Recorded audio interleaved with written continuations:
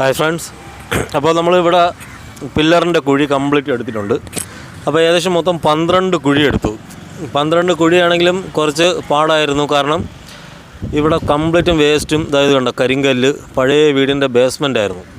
അപ്പോൾ നമ്മളിവിടെ JCB വെച്ച് കുഴിക്കാത്ത എന്താണെന്ന് വെച്ചാൽ നമുക്കിത് കുഴിച്ച് ഇടാനുള്ള സൗകര്യം വളരെ കുറവാണ്.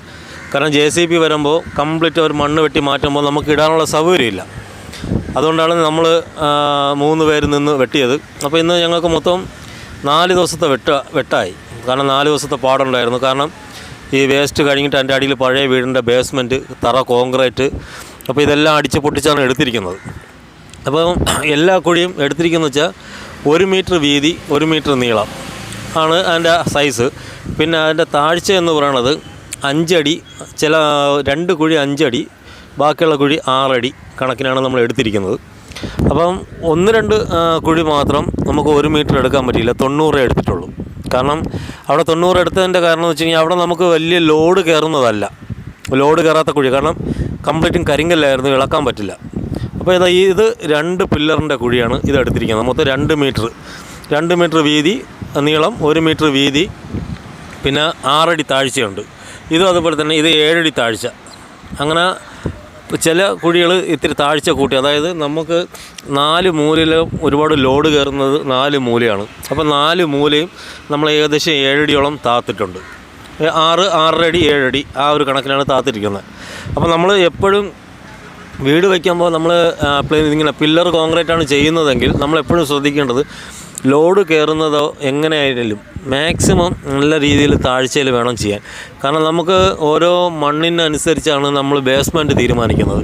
അവിടെ പില്ലർ ബീം കൊടുക്കണോ അല്ല കരിങ്കല്ല് ഫൗണ്ടേഷൻ മതിയോ എന്ന് നമ്മൾ തീരുമാനിക്കണത്. അപ്പോൾ ഇവിടെ ശരിക്കും പറഞ്ഞാൽ നമുക്ക് നല്ല മണ്ണാണ്. അപ്പോൾ ഇവിടെ കരിങ്കല്ല് കെട്ടിയാലും നമുക്കിവിടെ പ്രശ്നം വരത്തില്ല. പിന്നെ ഇതിപ്പോൾ 2 നിലയാണ്. അപ്പോൾ ഇതിൻ്റെ മുകളിൽ ഭാവിയിൽ 1 നിലയും കൂടി കയറ്റാനുള്ള ചാൻസ് ഉണ്ട്. അപ്പോൾ അതുകൊണ്ടാണ് നമ്മൾ ഈ ബേസ്മെൻറ്റ് അത്രത്തോളം സ്ട്രോങ് ആക്കി തന്നെയാണ് ചെയ്യുന്നത്. അപ്പം ഇവിടെ ഇപ്പോൾ എല്ലാം കുഴിയെല്ലാം എടുത്ത് സെറ്റ് ചെയ്തിട്ടുണ്ട്. ഇനിയിപ്പോൾ നാളെ ഇതിൽ നമ്മൾ PCC കോൺക്രീറ്റ് ചെയ്യും. കാരണം PCC കോൺക്രീറ്റ് ചെയ്താലേ നമുക്ക് മേറ്റ് കെട്ടി കോളം നിർത്തി കോൺക്രീറ്റ് ചെയ്യാൻ പറ്റുള്ളൂ. അപ്പോൾ ഇതുകൊണ്ട് ഇപ്പോൾ കംപ്ലീറ്റ് കുഴിയും, അതായത് ഏകദേശം 12 കുഴി, എല്ലാ കുഴിയും നമ്മൾ പ്രാധാന്യമുള്ള കുഴി തന്നെയാണ്. അപ്പം മെയിൻ ലോഡ് കയറുന്ന കോളം ഞങ്ങൾ നല്ല രീതിയിൽ താഴ്ചയിലാക്കി. അപ്പോൾ ഇത് കണ്ടോ, ഇവിടെ കംപ്ലീറ്റും വെള്ളം മണ്ണ് വാരിയിട്ടിട്ടുണ്ട്. കാരണം നമുക്കിവിടെ മണ്ണിടാനുള്ള സ്ഥലമില്ല. അപ്പോൾ ഈ കാണുന്നതാണ് കന്നിമൂല. അപ്പോൾ കന്നിമൂല ഏകദേശം 6 അടി താഴ്ചയിലാണ് നമ്മൾ കുഴി എടുത്തിരിക്കുന്നത്. അപ്പോൾ ഏകദേശം നമുക്ക് പില്ലറും ബീമും ടോപ്പ് മട്ടം വരുമ്പം ഏകദേശം 7-7.25 അടിയോളം ഹൈറ്റ് വരും. അത്യാവശ്യം നല്ല രീതിയിലാണ് നമ്മൾ ചെയ്തിരിക്കുന്നത്. പിന്നെ പഴയ വീടിൻ്റെ ഒരുപാട് വേസ്റ്റ് ഉണ്ടായിരുന്നു, അതായത് ബേസ്മെൻറ്റ്, പിന്നെ പഴയ ഇഷ്ടിക ഈ വീട് ഇടിച്ച് JCBക്ക് ഇടിച്ച് ഇവിടെ നിരത്തിയിട്ടതാണ്. അപ്പോൾ അതിൻ്റെ കുറച്ച് ബുദ്ധിമുട്ടുണ്ടായിരുന്നു എന്നാലും ഞങ്ങൾ 4 ദിവസം കൊണ്ട് കംപ്ലീറ്റും വെട്ടി തീർത്തിട്ടുണ്ട്.